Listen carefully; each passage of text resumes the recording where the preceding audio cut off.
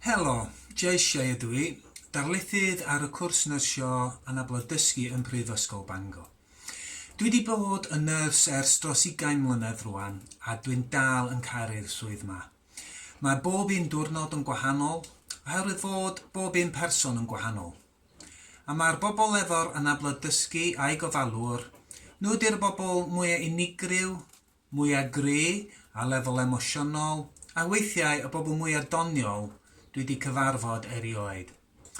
A dwi'n teimlo o galon, mae'n mor bwysig bod nhw'n cael yr un hawliau a'r un cyfleon na pawb. Mae Nyrsio Anableddau Dysgu yn ryddhau'r bobl o rhwystrau maen nhw'n gwynebu mewn cymdeithas.